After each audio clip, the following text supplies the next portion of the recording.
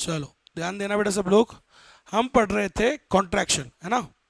तो चार फेजेस होते हैं। एक्सपेंशन मतलब जब आउटपुट और एम्प्लॉयमेंट देश में बढ़ने लग जाए, और वो बढ़ेगा तो सब बढ़ेगा, सारी चीजें बढ़ती है, एक चीज को छोड़ के। क्या? अनएम्प्लॉयमेंट कम होता है, ठीक है। वो पढ़ लिया था अपने ढंग से। फिर अपन ने पढ़ा कि एक्सपेंशन मतलब बढ़ती हैं, सारी चीज़ें बढ़ रही है, इनिशियली अच्छी स्पीड होती है, फिर बाद में थोड़ा स्पीड कम हो जाएगा। एक टाइम आता है कि जब वो बढ़ना बंद हो जाती है, it reaches to the top. Top पे पहुंच जाए तो क्या बोलते हैं? पीक। अब पीक पे क्या होता है? All things are at the highest level. सब चीजें अपने हाईएस्ट लेवल को टच करेगी। दिमाग लगाओ, एडी एग्रीगेट डिमांड देश में हाईएस्ट लेवल पे चल रही है, फुल ऑन हाईएस्ट। फिर सप्लाई अपने हाईएस्ट पे है, लेकिन हाईएस्ट करने के लिए क्या चाहिए होता है? हर चीज अपने हाईएस्ट पर है। कंज्यूमर खूब खर्चा करे जा रहा है, धमाधम कंज्यूमर गुड्स खरीद रहा है, कैपिटल गुड्स खरीद रहा है, खूब इन्वेस्टमेंट हो रही है, खूब पैसा फूट रहा है, खूब डिमांड हो रही है। लेकिन सर डिमांड को सेटिस्फाई करने के लिए सप्लाई एक टाइम बाद कब तक ये मैनेज कर पाएंगे? एक टाइम के बाद कम ही पड़ने लगेगी। किसकी? इनपुट्स की। तो मैंने आपको बताया था इनपुट मार्केट से काम चालू होता है कि इनपुट्स की क्या होगा? कमी पड़ने लगेगी, सप्लाई की शॉर्टफॉल होगी, शॉर्टेज होगी। शॉर्टेज होगी तो तुम महंगा लगाओगे, सप्लाई इनपुट्स को महंगा करोगे, सप्लायर जो है। फिर इनको क्या करना पड़ेगा? इनकी लागत बढ़ जाएगी, कॉस्ट ऑफ प्रोडक्शन बढ़ेगी प्रोड्यूसर्स की, तो प्राइसेस, ये भी आउटपुट की प्राइसेस बढ़ाएंगे। ये आउटपुट की प्राइसेस बढ़ाएंगे तो किस पे प्रभाव पड़ेगा? फिक्स्ड इनकम अर्नर्स की डिमांड कम हो जाएगी बेचारों की, क्योंकि उनकी तनख्वाह उतनी है, कॉस्ट ऑफ लिविंग हाई हो जाता है। फिर उनकी कम होगी तो तुम धीरे धीरे फिर आउटपुट को, तुम्हारे सेल्स कम हो जाएगी तो तुम भी प्रोडक्शन क्या करोगे? कट ऑफ प्रोडक्शन कम करोगे। कम करोगे तो लोगों को नौकरी से निकालना पड़ेगा। एम्प्लॉयमेंट कम, आउटपुट कम। आउटपुट कम बनाओगे, आउटपुट कम बनाओगे तो ऑर्डर्स कम दोगे, मटेरियल का ऑर्डर भी कम देंगे ये। फिर कैपिटल गुड्स की भी कम खरीदेंगे, मशीनरी वगैरह, समझ रहे हो। इन्वेस्टमेंट भी कम करेंगे, तो हर चीज कम कर रहे हैं तो भैया तुम्हारी भी तो लंका लग गई। जब तुम्हारा भी माल कम बिकेगा, जो मशीन मशीन बेचते हैं उनकी मशीनें भी कम बिकेगी, सारी देश में क्या आने लग जाएगा? कॉन्ट्रैक्शन। कॉन्ट्रैक्शन मीन्स जब सारी चीजें क्या होने लग जाए? कम। तो उसे क्या कहते हैं हम? कॉन्ट्रैक्शन। देश में आउटपुट और एम्प्लॉयमेंट कम होने लग जाता है। डिमांड और सप्लाई में क्या क्या आ जाता है? गैप। मैंने कहा था ना, डिमांड तो हाईएस्ट हो रही है, सप्लाई उतनी है नहीं, थोड़ी कम पड़ रही है अब। तो ये गैप आ गया, और ये गैप बाद में क्या होते जाता है? वाइडन होते जाता है, बढ़ते जाता है। समझ रहे हो? और बढ़ते जाएगा, बढ़ते ही जा रहे हैं ना। देख रहे हो आप, पहले थोड़ा सा था, फिर पहले तो उनकी डिमांड कम हुई, फिर उनकी, जब तुम्हारी इनकम कम होगी तो तुम्हारी भी डिमांड कम होगी, फिर कुछ लोग बेरोजगार हो गए, उनकी डिमांड कम होगी, ये गैप और बढ़ते जाएगा। समझ में आया? ऐसा होता है। So contraction means what? Sir there is fall in the output and employment. ये कल अपन ने पढ़ा था। सारी चीजें गिरने लग जाती हैं, सारी चीजें गिरेगी। अगर आउटपुट और एम्प्लॉयमेंट गिरेगा तो देश में क्या फैलेगी सर? बेरोजगारी। तो बेरोजगारी बढ़ती है, और कौन सी वाली? इनवॉलेंट्री अनएम्प्लॉयमेंट बहुत ज्यादा होता है। मतलब ना चाहते हुए लोगों की नौकरियां जाती है। People are willing to work but they don't get work, काम ही नहीं है ऐसा। एक और लाइन लिखी हुई है इसके अंदर, मैंने बताया था आपको, लोगों की इनकम कम होने लग जाती है, हर टाइप की डिमांड कम होने लग जाएगी, कंज्यूमर गुड्स, कैपिटल गुड्स, सारी डिमांड कम होने लग जाती है। अब जब पैसा ही नहीं आ रहा तुम्हारे पास, तुम्हारी इनकम कम, तो सेविंग भी होगी कम, तो तुम बैंक में भी क्या कराओगे? जमा कम। जब बैंक में जमा नहीं कराओगे तो बैंक भी आगे कहां से देगा? बैंक भी तो तुम्हारे पैसे से ही देता है, तो बैंक का क्रेडिट भी क्या कर जाएगा? श्रिंक कर जाएगा। इन्वेस्टमेंट भी फिर फॉल होगी। जब बैंक के पास पैसा ही नहीं है तो वो आगे कैसे देगा इन्वेस्टमेंट? तो देश में इन्वेस्टमेंट का लेवल भी गिरेगा, और स्टॉक प्राइसेस भी गिरेंगे। फर्म्स क्या हो जाएंगी फ्यूचर के बारे में? पेसिमिस्टिक, उनका मूड खराब हो जाएगा, नेगेटिव हो जाएंगे, अपनी इन्वेस्टमेंट्स को कम कर देंगे। और there is lot of excess production capacity in industries. सब अपनी कैपेसिटी से कम बनाएंगे, तो क्या बची हुई है उनकी? Access capacity. समझ रहे हो? मान लो मेरी कैपेसिटी है, मैं 1 लाख यूनिट्स बना सकता हूं, बट मैं बना ही रहा हूं कम, क्योंकि डिमांड ही नहीं हो रही है। 40% ही बना रहा हूं सिर्फ, तो 60% क्या बची हुई है मेरी? Access capacity. कोविड में यही तो हो रहा था, फर्म्स, सभी फर्म्स, कोई भी 100% कैपेसिटी पे काम नहीं कर रहा था। क्यों? डिमांड ही नहीं हो रही थी। जब डिमांड ही नहीं हो रही तो क्यों करना है? ठीक। सर क्या फैल जाता है बहुत ज्यादा? Large scale involuntary unemployment. समझ में आया? अब सुनना क्या लिखा है। When there is decrease in economic variables extended for a longer period of time, it is called contraction. यहां से रिसेशन काट देना। कोई रीजन है? समझ में आया? एक क्वेश्चन आया था जहां पे पूछा कि अगर कॉन्ट्रैक्शन हो रहा है, significant decline of economic activity, ठीक है, for a longer period of time, लंबे समय तक डिक्लाइन हो रही है, तो उसे क्या कहते हैं? ऑप्शन में था कॉन्ट्रैक्शन, एक और कोई ऑप्शन था, एक और कोई ऑप्शन था, और एक ऑप्शन था रिसेशन। अब उस क्वेश्चन में आईसीआई ने आंसर किया हुआ है कॉन्ट्रैक्शन। क्या किया हुआ है? समझ में आ गई मेरी बात? तो आपको भी क्या करके आना है, इस बात को समझो। मैं कितना भी तुम्हें पढ़ा दूं, मैं तुम्हें अच्छी इकोनॉमिक्स भी पढ़ाऊंगा, ज़्यादा भी पढ़ाऊंगा, काफ़ी ज़्यादा नॉलेज भी दूंगा, लेकिन एट द एंड मैं आपको क्या कहूँगा, पेपर में अपन क्या करके आएंगे, जो कौन कहता है वो गलत चीज़ें भी बताता है, तो मैं आपको सही भी बताऊंगा कि सही क्या होती है, लेकिन एट द एंड मैं आपको फिर भी यही बोलूंगा कि कौन सी चीज़ करके आएंगे अपन। कारण क्या है? बुक किसने बनाई? आईसीआई ने, ठीक है, गधा है वो, बुक भी गधे ने बनाई, चेक भी, और तुम्हें पेपर भी कौन बनाएगा? वही गधा। चेक भी कौन करेगा? तो जब वही करेगा तो उसी को उसी का आंसर दो ना आप, ताकि उसे गलत ना करे वो। आगे बात समझ में? ये ट्रिक मैंने सेकंड थर्ड क्लास में सीख ली थी, समझ में आया? कोई बहुत बड़ी चोट हुई थी हमारे साथ तो फिर वो चोट एक्चुअली फिर हमारे साथ हुई नहीं, हम जीत गए उस चीज़ में। तो ऐसा हुआ था कि मैं सेकंड क्लास में मैं फर्स्ट आता था, सेकंड थर्ड क्लास तक पूरी क्लास में फर्स्ट आता था। जो प्रिंसिपल की एक वो थी ग्रैंड डॉटर, वो सेकंड आती थी, मैं फर्स्ट आता था, ऐसा होता था। अब एक बार फिर क्या हुआ, कोई लास्ट एक थर्ड क्लास का पेपर था, फाइनल एग्जाम्स, उसके अंदर कोई क्वेश्चन आया, वो आपने क्वेश्चन नहीं आता था, cost price profit selling price, ऐसा कोई क्वेश्चन था। अब वो क्वेश्चन हमारे टेस्ट में, जो क्लास टेस्ट होते हैं उनमें भी आया था। अब कोई क्वेश्चन आया होगा कभी टेस्ट में, तो मैंने उसका आंसर गलत लिख दिया था, मैडम ने उसको सही कर दिया था, उसमें सही किया हुआ था, और मैं फिर जब मेन एग्जाम हुआ तो वही याद करके जाता था। भाई अपन क्या करते थे बचपन में कि भाई पढ़ाई भी करते थे और टेस्ट पेपर से भी पढ़ाई करते थे, तो मैं वही आंसर लिख के आया फिर से, जो पिछली बार लिख के आया था, वहां कमीनी ने गलत कर दिया और उस एक नंबर से मेरी रैंक आ रही थी सेकंड। मेरी मम्मी क्या बहुत ठोकती थी ठीक है, इसलिए हम पढ़ लिए, नहीं तो पढ़ते भी नहीं, इतना मौज मस्ती में ज़्यादा लग जाते। सो मेरे को पता था, मैंने कहा तो मम्मी तो देगी धमाधम इस गलती पे, तो मैं घर पे गया रोते रोते, ठीक है, एक्टिंग करता था मतलब बचपन से मैं, तो घर के बाहर से चालू किया था तो मैंने मम्मी को बताया, मम्मी फटाफट बोला चल तुरंत, खाना वाना कुछ नहीं, मतलब पहले स्कूल चल वापस। स्कूल गए वापस, तो वापस क्लास टीचर्स बैठती है ना लास्ट में थोड़ी देर, तो ऐसे करके बैठे, वहाँ पे जाके उनको दिखाया, मम्मी लेके गई मेरी कॉपी टेस्ट वाली, बोले ये देखो आपने सही किया नहीं, किसका साइन है ये? बोला आपका है, तो नंबर लो, तो नंबर बढ़े और मेरी फर्स्ट रैंक आई फिर से। तो उस दिन से मैं समझ गया, क्या जिसने बुक बनाई है उसके साथ नाटक नहीं। अगर बुक उस झंडू ने बनाई है तो पेपर भी वही झंडू बना रहा है, चेक भी वही झंडू करेगा, अपन आंसर भी उसी झंडू का लिखेंगे। मैं आपको नो डाउट, मैं आपको सही बात भी बताऊंगा, सही चीज़ें भी समझाऊंगा, but at the end I will tell you to do whatever ICI says. Sir मैं तो आईसीआई के क्वेश्चन में आया था ये, तो याद रखना आप क्या करोगे सिर्फ, तो इसलिए वो लाइन ही काट लो ना जो कंफ्यूज करे। गलत नहीं है वो लाइन, लेकिन क्या है, मैंने वो बच्चों को क्लास में बताई थी और उनको बोला तब भी वही था जो तुम्हें अभी बोल रहा हूं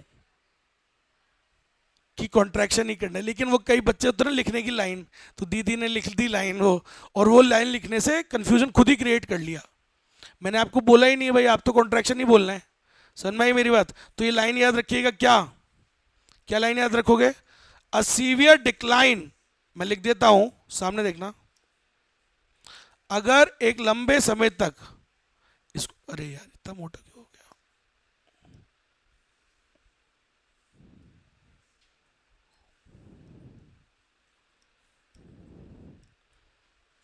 हाँ भाई, तो ध्यान देना, ये लाइन लिख लेना, अ significant decline, a significant decline in the economic activity, वो तो लिखा हुआ ही है, in the economic activity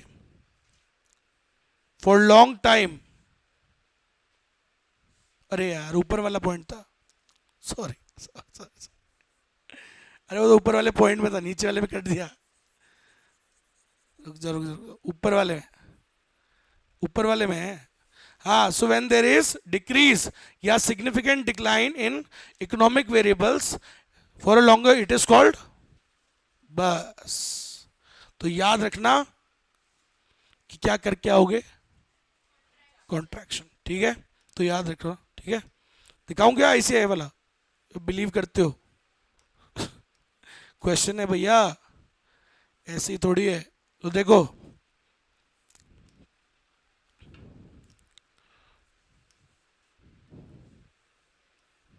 fifth chapter business cycle, question दिखा रहा हूँ सामने, देखो वही वाला क्वेश्चन जो दिखा रहा हूँ। आप बताना क्या करेंगे। अगर मैं ये बात नहीं बताता तुम रिसेशन करके आते, क्योंकि मैं तो तुम्हें सही बात समझाता, असली में आंसर रिसेशन ही है। आंसर रिसेशन होना चाहिए, लेकिन वो ICAI है, क्या करें, मजबूरी है साहब। क्या लिखोगे question number 2, a significant decline in the economic activity extending over a period of time। देखो असली बात बताता हूं पहले क्या होता है। कॉन्ट्रैक्शन मतलब इकोनॉमिक एक्टिविटीज गिरने लग गई तो कॉन्ट्रैक्शन होता है। अब लंबे समय तक गिर जाए तो रिसेशन होता है, ये सच बात है, लेकिन उसको नहीं पता है, उसके लिए वो सेम ही बात है। तो याद रखना, a significant decline in economic activity extending over a period of time, अगर लंबे समय तक इकोनॉमिक एक्टिविटी डिक्लाइन हो रही है तो उसे क्या कहा गया है यहाँ पे, तो रिसेशन मत करके आ जाना, ठीक है क्या, बता दिया पक्का। गलत मत करके आना, नंबर काट लेगा वो, ठीक है। अब सुनो, चलो आ जाओ वापस टॉपिक पे। तो ये होता है कॉन्ट्रैक्शन, अब हो गया कॉन्ट्रैक्शन खत्म। अब आते हैं ट्रफ पे। कॉन्ट्रैक्शन में क्या होता है सर, सारी चीजें गिरने लग जाती हैं, ठीक है। अब जब गिर रही हैं सारी चीजें तो एक क्या होगा सर, कहीं ना कहीं तो क्या होगी, बोलो, अरे गिरना बंद हो जाएगी ना कहीं ना कहीं, तो कहीं ना कहीं तो there will be a time कि वो फॉल होना बंद हो जाएगी। मान लो पहले बढ़ती है तो क्या बोलते हैं, एक्सपेंशन, फिर क्या पहुंच जाती है, फिर गिरती है, पीक के बाद गिरेगी, कॉन्ट्रैक्शन कॉन्ट्रैक्शन कॉन्ट्रैक्शन। अरे कहीं तो लास्ट रुकेगी ना गिरना।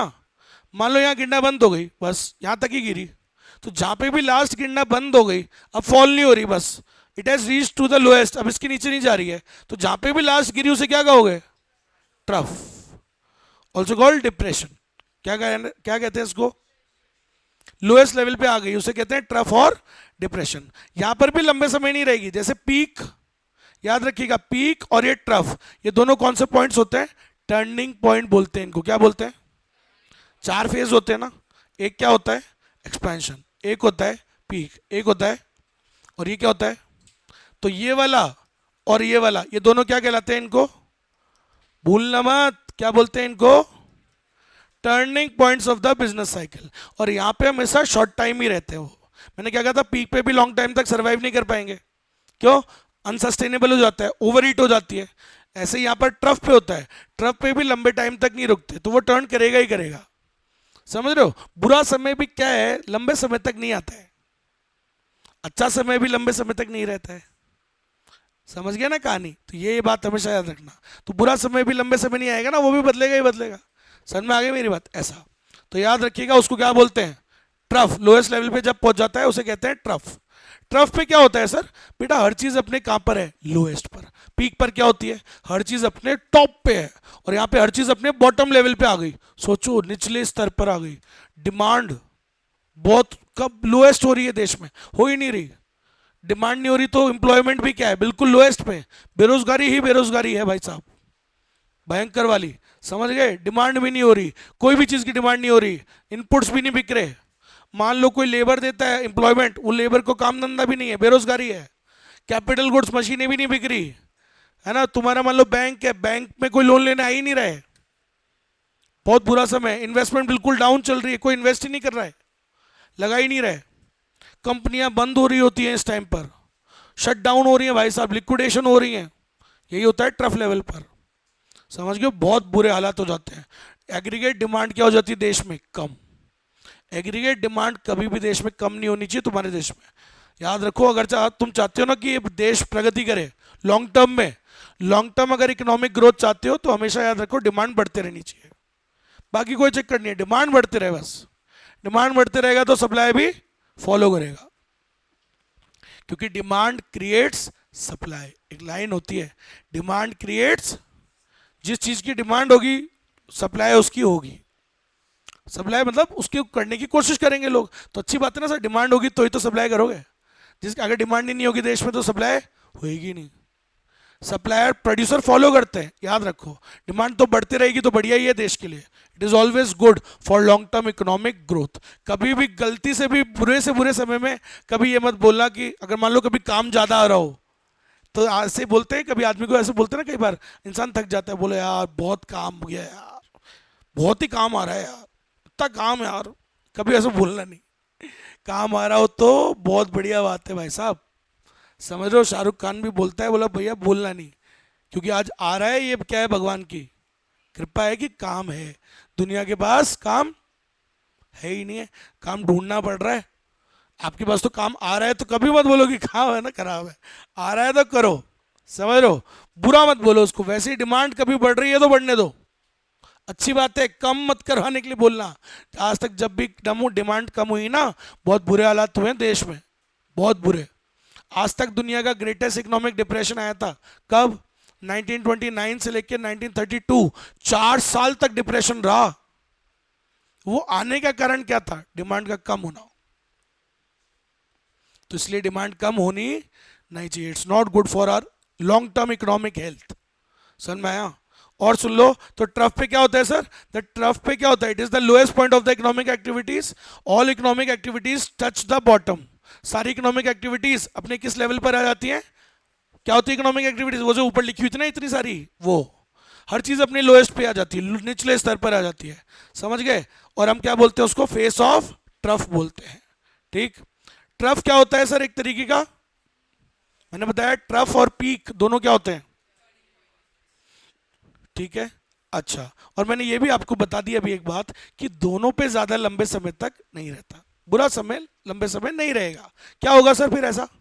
अब सुनो कैसे गेम बदलता है। पीक पे था तो पीक भी बढ़िया लंबे समय नहीं चला ना, क्यों? गिरने लगा ना। तो वैसे ये भी बुरे समय नहीं चलेगा, ये भी बदलेगा, इकोनॉमी में रिकवरी आएगी। कैसे आती है अब वो सिखाता हूं आपको। देखो क्या होगा, सब ऑटोमेटिक होता है। कैसे? अब देखो क्या होगा ना, अब दिमाग लगाओ, हर चीज अपने कहां पर है? लोएस्ट लेवल पर है। मैं क्या कह रहा हूं, देखना ढंग से, है ना।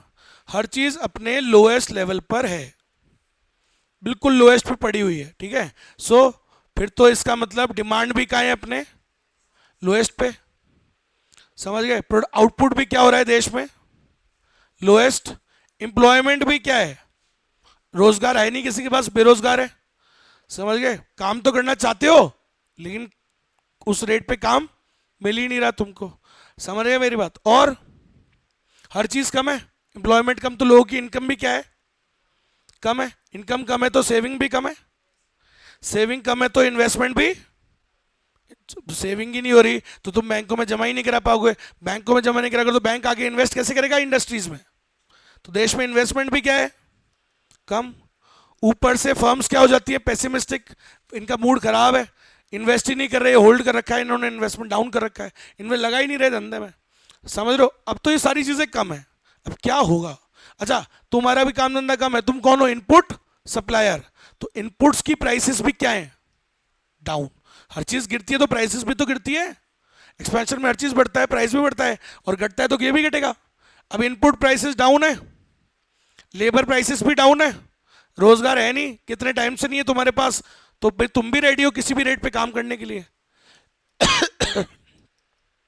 लेबर प्राइसेस भी डाउन है। अच्छा, बैंकों से कोई लोन ले नहीं रहा, सूंघ ही नहीं रहा बैंक को कोई, तो बैंक भी इंटरेस्ट रेट क्या करके बैठा है? डाउन। इंटरेस्ट रेट भी डाउन है। सुनना अब क्या होगा? देखो, जब हर चीज कम होती है ना, तो ये भी तो कम है ना, ये तीन चीजें।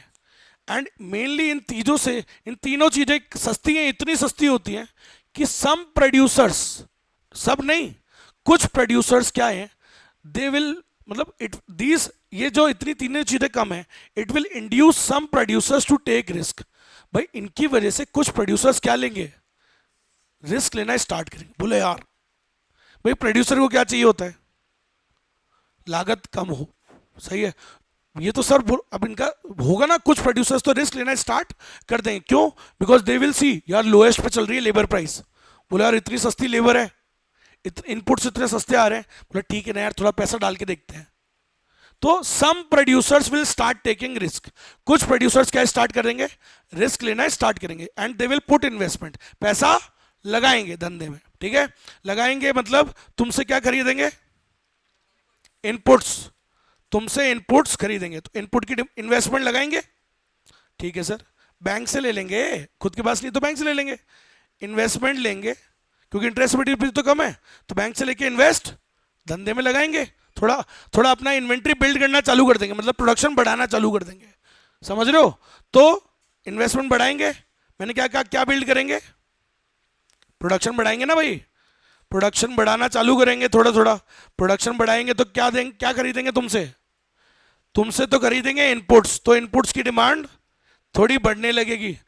तो अब सामान बनाएगा कौन, जब प्रोडक्शन बढ़ाएगा कौन, लेबर, तो थोड़ा लेबर को क्या देने, लेबर को एम्प्लॉय करने लग जाएंगे, लेबर बुलाएंगे थोड़ी बहुत, तो लेबर का रोजगार बढ़ेगा, सही बात है, अरे है ना, थोड़ा तुमको नौकरी पे लगाएंगे, लेबर को भी लगाएंगे, फिर तुम क्या करोगे, सामान बनाओगे, आउटपुट बढ़ेगा।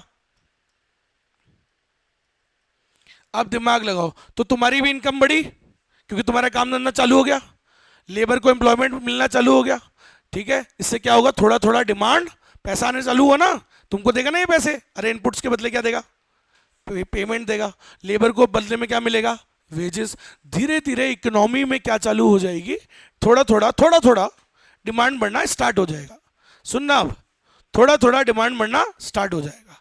अब जब थोड़ा थोड़ा डिमांड बढ़ेगा तो इनका जैसे कॉन्फिडेंस और बूस्टअप होगा, इनको देखा देखी कुछ और प्रोड्यूसर्स भी चालू कर देंगे। तो सोचो अभी पहले 3 थे, अब 3 और आ गए, और देश में क्या हो रहा है, आउटपुट बढ़ाएंगे, मैंने तो कहा था डिमांड क्रिएट्स, डिमांड बढ़ रही है तो अपने आप सप्लाई बढ़ना चालू हो जाएगी, जब डिमांड होने लगी तो ये भी बढ़ाने लग जाएंगे, कॉन्फिडेंस बढ़ने लग जाएगा इनका भी, तो इनको देखा देखी कुछ और आ जाएंगे, तो आउटपुट बढ़ाएंगे, और इनपुट्स की डिमांड और बढ़ेगी, और बैंक से लोन लेंगे, इन्वेस्टमेंट लेंगे, समझ लो, बैंक से पैसा लेके इन्वेस्ट करेंगे, और इन्वेस्ट करेंगे धंधे में, और इन्वेंट्री, कुछ और प्रोड्यूसर्स आ जाएंगे, इनपुट्स लेंगे, लेबर को क्या मिलेगा, और लेबर को रोजगार मिलेगा, और उनको नौकरी मिलेगी, ठीक है, फिर और पैसा तुमको बटेगा, मिलेगा, और डिमांड, फिर वही कुछ और प्रोड्यूसर्स आ जाएंगे, धीरे धीरे प्रोड्यूसर्स से कॉन्फिडेंस बढ़ने लगेगा, और वो आउटपुट बढ़ाने लगेंगे, और जब आउटपुट बढ़ेगा तो एम्प्लॉयमेंट बढ़ेगा, और धीरे धीरे सब बढ़ने लग जाएगा।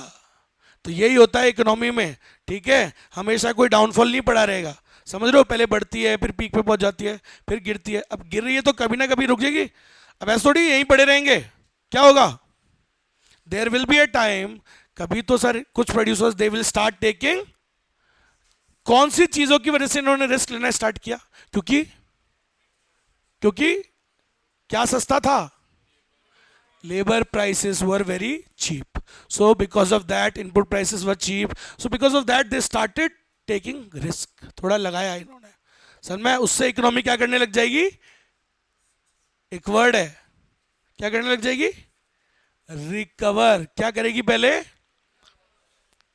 क्योंकि लोएस्ट पे आ गई थी ना, तो पहले करेगी रिकवर, रिकवरी होती है, उसके बाद वो बढ़ने लगेगी, बढ़ेगी तो क्या बोलते हैं, अब ये दोनों अलग अलग होते हैं ना, ICI के लिए एक ही होता है, लेकिन आप रियली में सोचो, पहले क्या करेगा, रिकवर करेगा, समझ गए। मान लो आप रास्ते में जा रहे थे, आपका एक्सीडेंट हो गया, टूटने हो गए तुम, ठीक है, प्लस्तर चढ़ गया तुम्हारे, समझ गए, अब पैर पे प्लस्तर चढ़ गया है ना, अब क्या होगा, जब वो प्लस्तर खुलेगा, खुलते ही भागने लग जाओगे, बोलो सर रेस में पहुंच गए, भाग मिलकर भाग, देखिए पिक्चर, उसके अंदर देखा वो पैर पे वो पट्टी लगी हुई होती है, तो किसी ने देखी भाग मिलकर भाग, देखिए 1 2 3 4 5 6, देखिए पूरी देखी ना, मतलब ऐसे थोड़ी छोटी मोटी, पूरी देखिए। अच्छा क्या होता है उसमें, याद है वो उसके जो हॉस्टल वाले जो होते हैं, बाकी के जो है ना, शेर सिंह राणा और वो जो होते हैं, उसके अंदर वो उसको मारते हैं, और फिर वो उसके वो जो स्पाइक्स होते हैं ना, पैरों के नहीं, शूज में लगते हैं स्पाइक्स, उससे उसके पैरों में डाल देते हैं छेद, वो बहुत ज़्यादा डैमेज कर देते हैं। फिर अगले दिन रेस होती है, फिर वो आते हैं लंगड़ाते लंगड़ाते, फिर उसका वो बोलता है, क्या बोलते हैं, वो जो कोच होता है, कोच बोलता है, बोले ये क्या कर रहा है तू, ये मत करे, करियर खत्म हो जाएगा, ये हो जाएगा, फिर वो जो भी अपना वो इमोशनल डायलॉग बोलता है, गर्लफ्रेंड तो उसकी जाई चली जाती है, ब्याह हो जाता है उसका, तब समझो फिर क्या होता है, फिर वो भागना चालू करता है, फिर वो पीछे से गाना चलता है उधर, समझ रहे हो, वो पूरा गाना चलता है, भाग मिल्खा भाग, या जो भी गाना होता है, फिर वो धीरे धीरे पट्टी खुलती जाती है और वो रेस जीत जाता है। मैं ये नहीं कह रहा मेरिकल्स नहीं होते, हाँ, लेकिन दैट इज, वो अलग बात है, कई बार होता है, भगवान बहुत सारी चीजें कराता है। बट जोक सपाट, मैं क्यों कह रहा हूँ ऐसा, अब भिड़ते थोड़ी भागने लग जाओगे यार, अभी टांग नहीं टूटी हुई थी तुम्हारी, समझ रहे हो, द लेग इज वीक, बहुत वीक होता है, यू कांट ऐसे रेस में थोड़ी भाग जाओगे, प्रैक्टिकली बात करो अब मेरे से, है ना, नहीं ना, रेस में थोड़ी भाग जाओगे, प्लस्तर उतारो और भाग लोगों सर रेस में भाग रहे हैं, जीत भी गए। अरे ऐसा नहीं होता सर, पहले वो पैर कमजोर है, क्या होता है खिलाड़ी, आप रियल खिलाड़ियों से पूछ लेना आप, क्या होता है जब चोट के बाद आदमी पहले क्या करता है, रिकवर करता है। क्रिकेटर्स की बात करूं तो एक एनसीए एकेडमी है बैंगलोर में, किसी भी खिलाड़ी की चोट लगती है ना, जब ये इंटरनेशनल प्लेयर्स ये जो बड़े वाले हैं इनके चोट लगती है, तो पहले ये रिकवर करने वहां जाते हैं एनसीए में, वहां पे कई 1-2 महीने पहले प्रैक्टिस करते हैं, धीरे धीरे रिकवर करते हैं उस प्रॉब्लम से, देन वो टीम में आते हैं। ऐसा थोड़ी बोलो ठीक हुआ पहुंचा दिए सीधे ही, तो वही इकोनॉमी है भाई, अपने लोएस्ट लेवल पे आ गई थी, सीधे ही थोड़ी भगने लग जाएगी तेज एक्सपेंशन, नहीं, पहले क्या होगा, रिकवरी होती है। लॉजिक आ गया ना समझ में, ये होता है, दिस कॉल्ड रिकवरी, ठीक है, समझ में आया कैसे रिकवरी हुआ, ऐसे।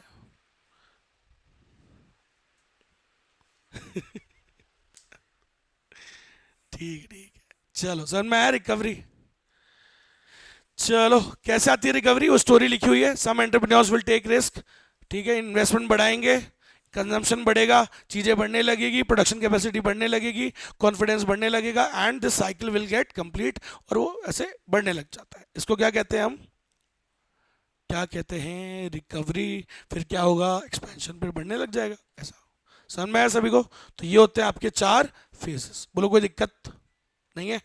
अब आपने जब सारे पढ़ लिए, तो आज आपका क्या काम है ना, आज आप ये रिवाइज पूरा एक चारों फेजेस को एक बार आईसीए मॉड्यूल से भी अपन एक बार रिवाइज करवाऊंगा मैं आपको पूरा, कारण है उसे, कोई ऐसे बिना कारण के कोई काम नहीं कराता मैं।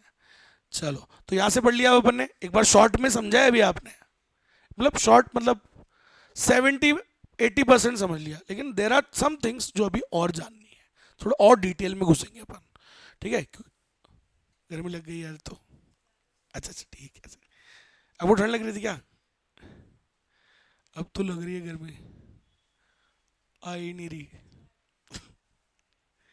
चलो अचानक से ज़्यादा हो गई, हो भी रही है, बाहर मत निकलना भी, समझे, थोड़े दिन शांति रखो, लग जाएगा वो बीमारी, बहुत तेज़ गर्मी हो रही है, अभी लगी है 15-20, अब तो चलेगा ही थोड़ा सा, बहुत बुरी हालत है भैया, गाड़ी की पार्किंग से वहाँ जाना मुश्किल हो रहा है, बिल्डिंग में, बहुत, अभी तो गर्मी बहुत तेज़ है, दिन में तो 6 बजे तक। चलो ये है, बाप रे, चारों फेजेस पढ़ने हैं, बस रीड करने हैं सेम। अब आधा देखो 80% तो पढ़ लिया, तो अब आपको वो चीज़ आती है, बस रीड मारनी है वो पूरी लाइन टू लाइन, उससे क्या है, कॉन्फिडेंस बढ़ जाएगा, बोलो कुछ भी पूछ ले सब आता है। एक्सपेंशन में क्या होता है, वही लिखा हुआ है सब इसमें जो अपन ने पढ़ा है, अरे वहीं से तो पढ़ा रहा हूँ मैं भी, मैंने कहा ना, अलग क्यों पढ़ाऊंगा जब पेपर ही उसमें से आता है तो।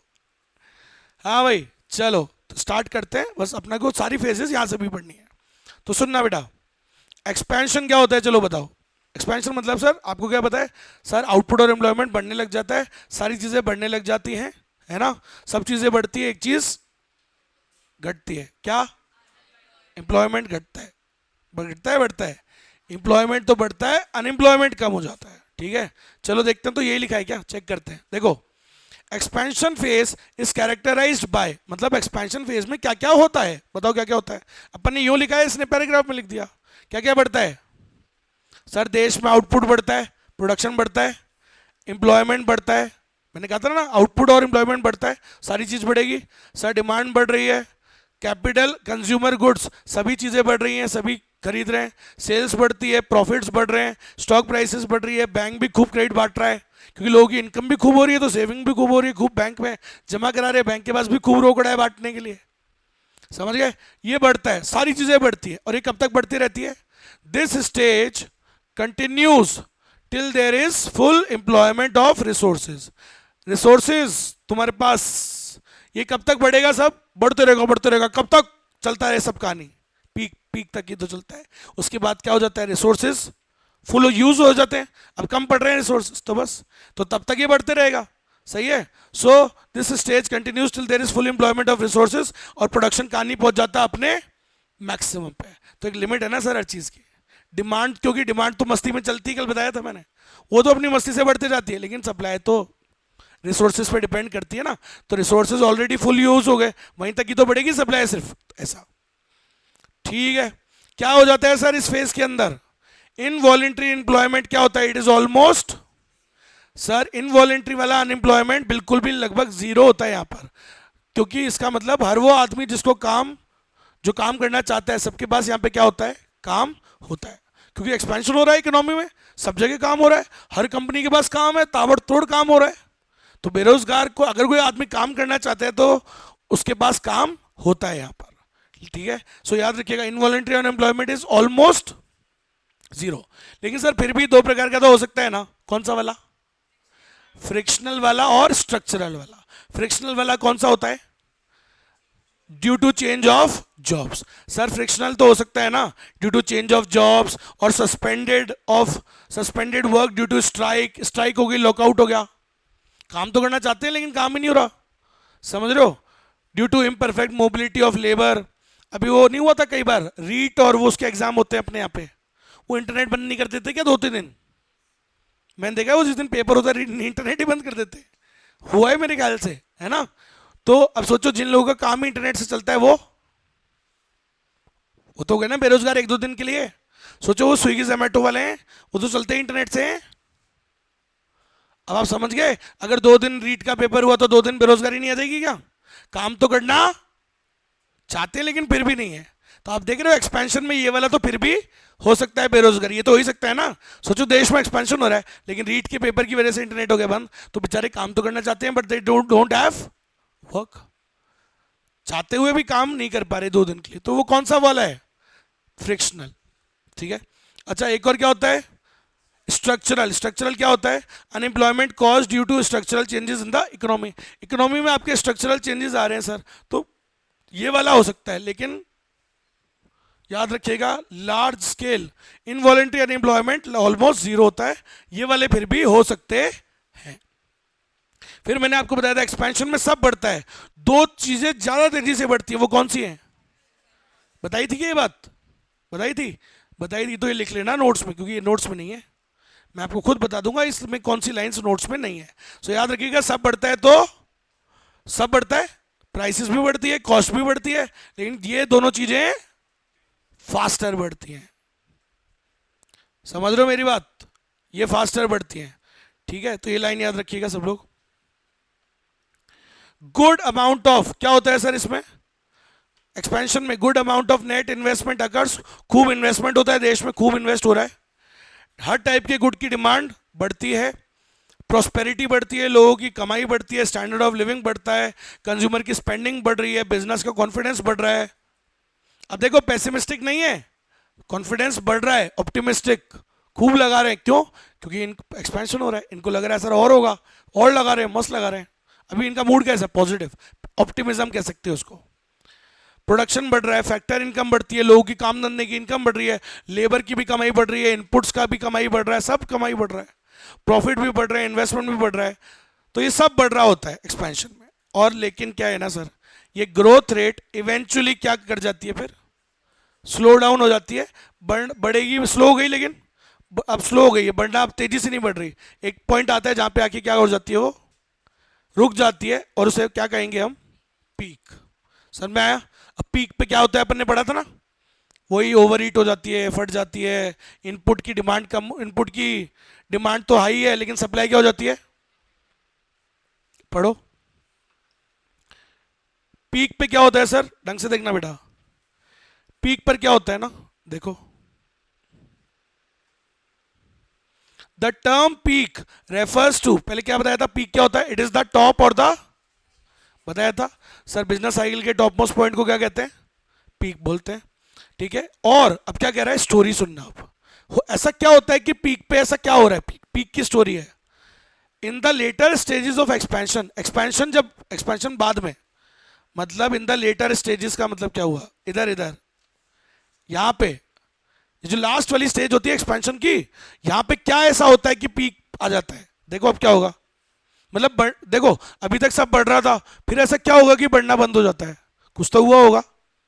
अभी तक तो सब मस्त बढ़ रहा था, फिर क्यों रुक जाता है, बढ़ना क्यों बंद हो जाता है? क्यों? वो स्टोरी है, अब सुनो क्यों। So in the later stages, in the later stages of the expansion, inputs किसकी कमी पड़ने लगती है? इनपुट्स।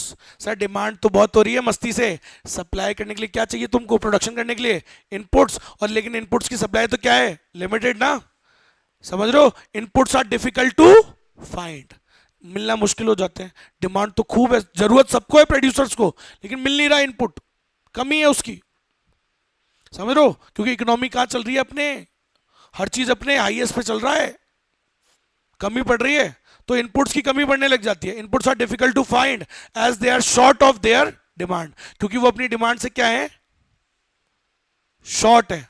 जितनी है डिमांड उतनी है नहीं ना सर, वो सप्लाई नहीं होती। सो देयरफॉर तुम प्राइसेस को क्या करोगे?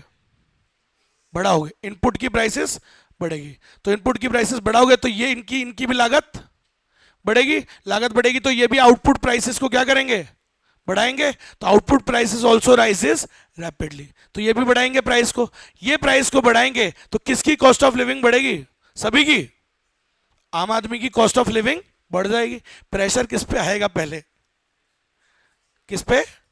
फिक्स्ड इनकम अर्नर्स पे। So there will be greater strain on fixed income earners. सही बात है। वो बेचारों वो क्या करने लग जाएंगे? They will begin to review their consumption expenditure, वो खुद के खर्चों को रिव्यू करने लग जाएंगे, कहाँ कटौती करनी है। समझ रहे हो? पहले 5 किलो आलू मंगा रहे थे भाई साहब, अब 3 किलो कर दिया।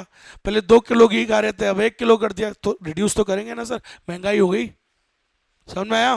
तनख्वाह तो होती है ना बेचारों की, तो वो अपने खर्चों को कटौती करने लग जाएंगे। क्या होगा? और ड्यूरेबल गुड्स, सारे गुड्स की कमी करने लग जाएंगे।